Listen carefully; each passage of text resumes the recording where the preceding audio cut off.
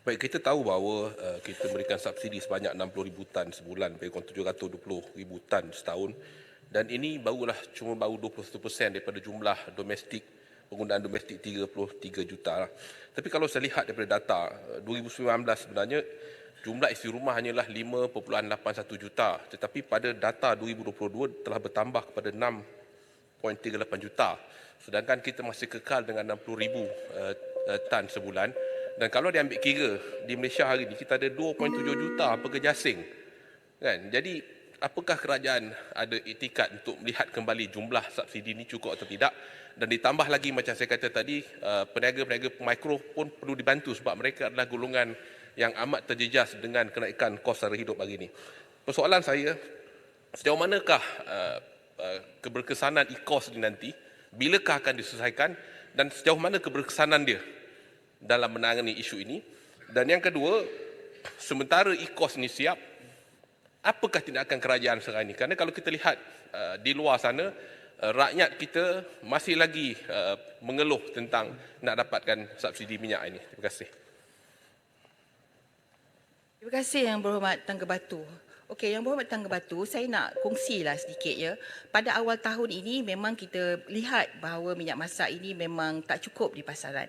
Kita juga akui dan kita iktiraf ya dengan rendah hati bahawa B40 kadang-kadang bermasalah untuk mendapatkan minyak masak paket ini di dalam pasaran.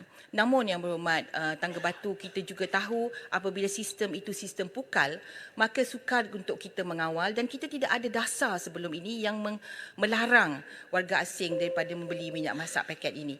Jadi sebab itu penyasaran subsidi ini amat-amat penting.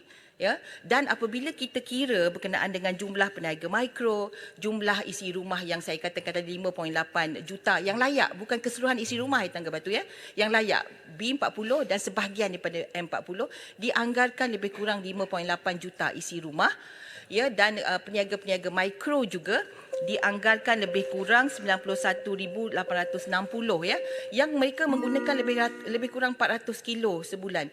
Ini yang kita panggil mobile food cart, yang jual dekat gerai, yang jual dekat warung ya, jual goreng pisang dan sebagainya. Jadi apabila kita kira semula, kalau kita sasarkan subsidi itu, kita dapati jumlah itu cukup. Tangga Batu 60 ribu. Sekarang jadi pada awal dulu bila kita kira 70 ribu, kita kira 60 ribu tak cukup kalau sekiranya tidak disasarkan. Tapi dengan dasar yang baru ini, dasar kerajaan yang baru ini, supaya kita tak mahu warga asing terus membeli, mendapat manfaat daripada apa orang kata subsidi ini. Jadi apabila kita sasarkan kepada isi rumah yang layak tadi dan juga peniaga mikro yang layak tadi, insya-Allah 60,000 metrik tan itu cukup. Terima kasih. Nak betulkan sedikit data, bukan 400 kilo per bulan, 4.8 kilo per bulan. Terima kasih. 4.8 kilo sebulan itu Tangga Batu ialah isi rumah, keperluan isi rumah. 400 kilo sebulan itu ialah keperluan peniaga mikro. Ya, keperluan peniaga mikro. Saya nak maklumkan ya. Jadi kita dah kira berpandukan keperluan peniaga mikro dan juga keperluan isi rumah, insya-Allah 60,000 itu mencukupi. Sebab sistem e-kos sekarang ni dia sampai kepada peruncit. Dia hanya untuk melihat kepada rantaian bekalan ya. Dan sekiranya ada ketirisan sepanjang rantaian bekalan. Tapi apabila kita sasarkan subsidi, tentu sekali kita perlu sampai kepada pengguna.